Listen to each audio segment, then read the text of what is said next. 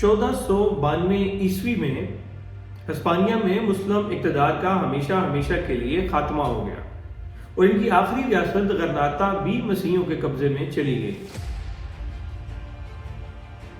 اندلس جہاں تقریباً 800 سال مسلمانوں نے حکومت کی، اپنے دور عروج میں مسلم ایجادات کی آماجگاہ یہ سرزمین ہمارے اجداد کی میراث کا حصہ رہی۔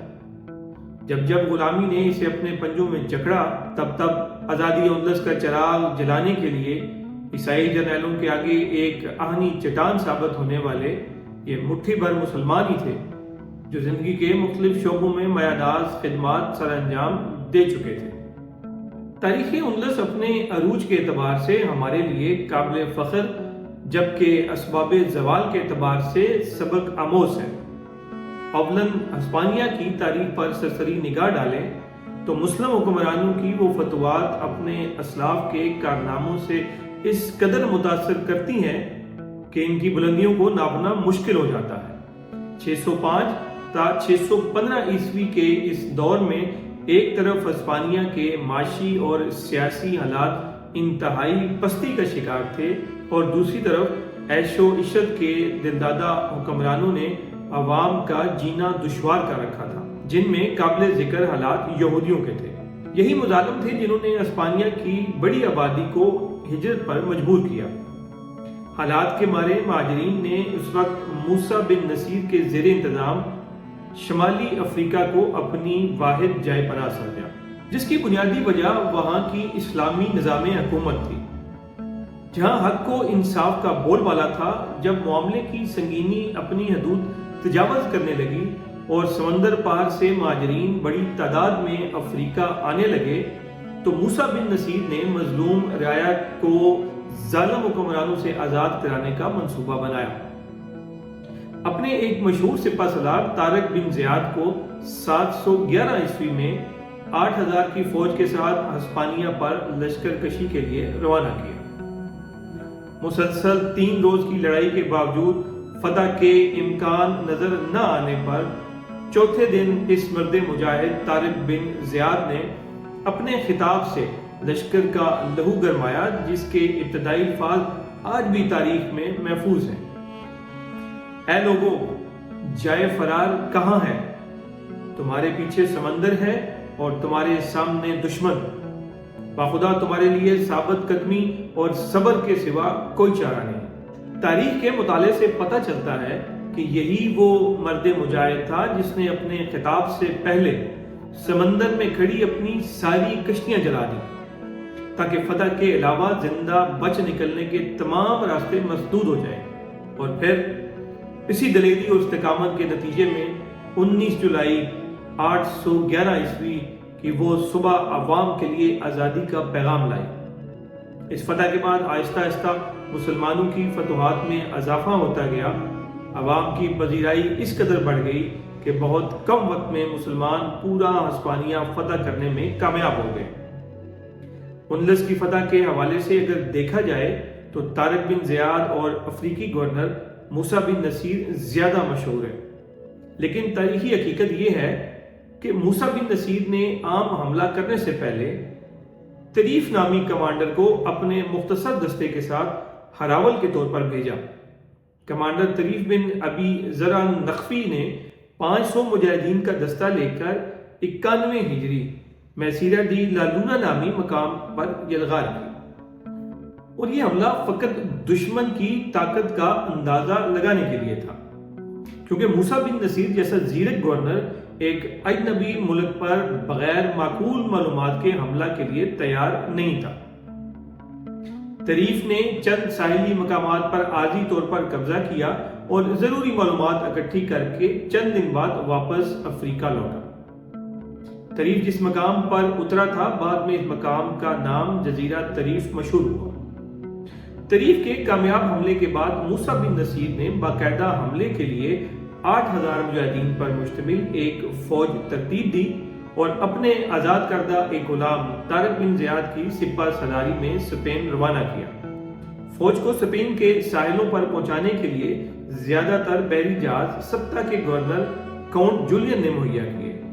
یہ فوج جس مقام پر اتری، اس کا نام جبل الطارق مشہور ہوا۔ اس سے پہلے اس پہاڑی ساحل کا نام کلب تھا، اور پھر اس مقام پر دنیا کی جنگی تاریخ کا مشہور ترین واقعہ پیش آیا جب طارق بن زیاد نے اپنے ہی جہازوں کو جلانے کا حکم دیا، اور اس واقعے کو شاعر مشرق علامہ اقبال نے پیام مشرق میں بہترین طریقے سے بیان کیا ہے۔ طارق بن زیاد کے بعد کافی عرصہ حکومت کرنے والی اموی خلافت کا بھی خاتمہ ہوا اور بنو عباس تخت نشین ہوئے۔ انہوں نے غلبہ پاتے ہی اموی خاندان کے ہر فرد کو چن چن کر قتل کیا، لیکن ان کی بغاوتوں کو کچلنے والا، سرزمین اندلس کو دوبارہ منظم کرنے والا اموی خاندان کا ایک شہزادہ عبد الرحمن چھپتا چھپاتا کرتبہ پہنچا، جہاں اموی دور کی شاہی افواج موجود تھی۔ کچھ ہی دنوں میں اس نوجوان نے وہاں اپنا ایسا اثر و رسوخ قائم کیا کہ وہاں اسے امیر منتخب کر لیا گیا، اور اس طرح مملکت اسلامی کے اس دور افتادہ حصے میں مسلمانوں کی ایک آزاد ریاست قائم ہو گئی۔ امیر عبد الرحمن نے اپنے دور خلافت میں اس شہر کو جتنا خوبصورت بنایا وہ ناقابل بیان ہے۔ بے شمار درسگاہیں، ہزاروں کتب خانے، سینکڑوں مساجد اس شہر کی خوبصورتی کا حصہ رہے۔ ایک بڑی مسجد امیر عبد الرحمن نے 893 عیسوی میں تعمیر کروائی، جس سے مسجد کرتبہ کہتے ہیں، اور یہ مسجد آج بھی دنیا میں اپنی نظیر نہیں رکھتی۔ یہ تھا اندلس کی تاریخ کا شاندار دور۔ اندلس شمالی افریقہ کے بالکل سامنے یورپ کے جنوب مغرب کنارے پر ایک حسین و جمیل جزیرہ نما ہے۔ آج کل اس میں پرتگال اور اسپین دو ممالک واقع ہیں۔ مسلمانوں کی فتح سے پہلے یہاں کی حکومت سلطنت روم کی ہم اثر تھی۔ مسلمانوں کے دور میں یہ پورے یورپ کے لیے روشنی کا مینار تھا۔ امیر عبد الرحمن نے 938 عیسوی میں اسپین کے شہر کرتبہ کے مغربی پہاڑی سلسلے اور دریائے گوداکلیو کے دائیں کنارے پر اپنی حکومت کے دارالحکومت اور ایک نئے شہر کی تعمیر کا حکم دیا۔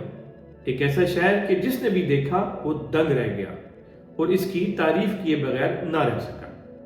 تاریخ کے مطالعے سے پتہ چلتا ہے کہ اس کا نام خلیفہ کی پسندیدہ خاتون زہرہ کے نام پر مدینہ الزہرہ رکھا گیا، اور 10 برس کے مختصر عرصے میں اس کی تعمیر مکمل کر لی گئی۔ 945 عیسوی میں خلیفہ کا دربار وہاں منتقل ہو گیا۔ مدینہ الزہرہ کی شان و شوکت اور دولت کا یہ عالم تھا کہ اس کی تعمیر کے محض 15 برس بعد ہی اس کے کچھ حصوں کو گرا کر ان کی جگہ نئے بڑے اور مزید پرتعیش حصے تعمیر کیے گئے۔ عبد الرحمن نے اندلس پر کل 32 سال حکومت کی۔ یہ وہ دور تھا جب فقہ مالکی کو ریاست میں قانون کی بنیاد کے طور پر نافذ کیا گیا۔ عبد الرحمن ثانی کے دور میں علوم و فنون کی ترقی کا آغاز ہوا، سائنسی علوم کی ترویج عام ہونے لگی، صنعت و حرفت نے بھی بہت زیادہ ترقی کی اور تجارت دور دراز علاقوں تک پھیل گئی۔ 1010 عیسوی سے 1031 عیسوی تک 21 سالوں میں کل 9 خلفاء تخت نشین ہوئے، مگر کوئی بھی حالات کے دھارے کو قابو میں نہ لا سکا۔ 1030 میں انتشار اس حد تک بڑھا کہ اس کے نتیجے میں اندلس سے اموی خلافت کا ہمیشہ کے لیے خاتمہ ہو گیا۔ سلطنت بہت سے حصوں میں بٹ گئی اور ہر علاقے میں مقامی سرداروں نے حکومت شروع کر دی، جسے تاریخ میں طوائف الملوکی کا دور کہا جاتا ہے، اور یہ وہ دور تھا 1009 عیسوی سے 1031 عیسوی تک، جب اندلس میں طوائف الملوکی حد سے بڑھی اور مسیحی حکومتوں کی طرف سے مسلمان ریاستوں پر حملوں کا آغاز ہوا اور اندلس کی سرحدیں سکڑنا شروع ہو گئیں۔ تو ایسے میں انہیں ہمسایہ مسلمان ریاست شمالی افریقہ کے فرمانروا یوسف بن تاشفین اپنی امیدوں کے آخری سہارے کی صورت میں دکھائی دی۔ یوسف بن تاشفین نے مسیحی افواج کو پسپا کیا۔ اس دور میں اندلس کا امن اور خوشحالی ایک بار پھر اود کر آئی۔ تاہم یہ دور کوئی زیادہ طویل دور نہ تھا، صرف 54 سال تک قائم رہنے کے بعد 1145 عیسوی میں ختم ہو گیا۔ صدیوں پر محیط اندلس کی تاریخ میں اس مختصر دور کو فلاح عامہ کے نقطہ نظر سے انتہائی اچھے الفاظ میں یاد کیا جاتا ہے۔ مغرب اقصی موجودہ مراکش سے 1120 عیسوی میں ایک نئی اصلاحی تحریک نے جنم لیا جس کا بانی محمد بن تمرت تھا۔ وحدیت کے دعوے پر مشتمل اس کی تبلیغ من گھڑت عقائد نظریات کے باوجود بڑی پر اثر تھی۔ محمد بن تمرت کے جانشین عبد المحمد علی کے دور میں اس تحریک نے اپنی سیاسی قوت میں بے پناہ اضافہ کیا اور اس دور کو محمدون کا دور کہا جاتا ہے۔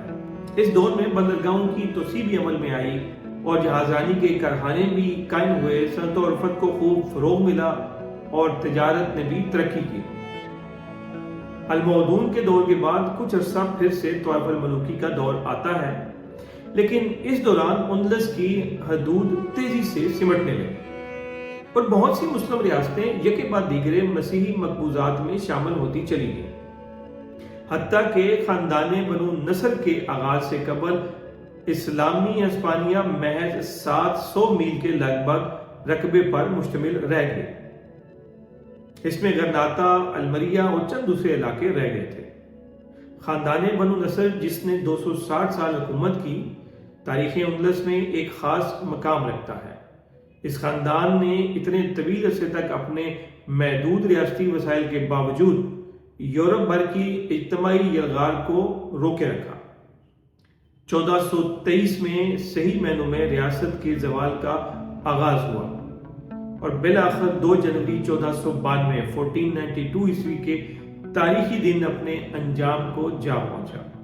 ہسپانیہ میں سائنسی علوم کی وسیع پیمانے پر ترویج کا باقاعدہ آغاز عبد الرحمن ناصر کے دور میں 912 عیسوی سے 961 عیسوی میں ہوا۔ اسی دور میں اندلس کے سائنسدانوں نے سائنسی طریقہ کار کو فروغ دیا۔ ریاضی، علم طب، علم نجوم، علم کیمیاء، علم نباتات، علم جغرافیہ اور بے شمار صنعتی علوم و فنون اندلس کی روزمرہ زندگی کا حصہ بنتے چلے گئے۔ تعلیم اس قدر عام ہوئی کہ شرح خوانگی 100% تک جا پہنچی۔ یہ اس وقت کی بات ہے کہ جب بر اعظم یورپ کے تمام صلیبی ممالک جہالت کے اٹھٹو اندھیروں میں گم تھے۔ اندلس کے دوسرے اموی خلیفہ حاتم ثانی کی لائبریری اپنے دور میں دنیا کی سب سے بڑی لائبریری تھی، جہاں قرآن و حدیث، فقہ اور دیگر مذہبی علوم کے علاوہ علوم عقلیہ پر مشتمل 4 لاکھ سے زیادہ کتب موجود تھیں۔ اندلس کے مسلمانوں نے یورپ کو ایک نئی تہذیب سے متعارف کروایا۔ اسلام کی آمد سے قبل یورپ میں گندگی اور غلاظت کے ڈھیر ختم ہی نہ ہوتے۔ سیوریج کا گندا پانی گلیوں اور بازاروں میں ہر طرف بکھرا رہتا۔ عموماً لوگ مہینہ بھر نہاتے نہ تھے اور اگر کوئی ہفتہ میں ایک آدھ بار نہا لے تو اس کے مسلمان ہونے کا شک کیا جاتا۔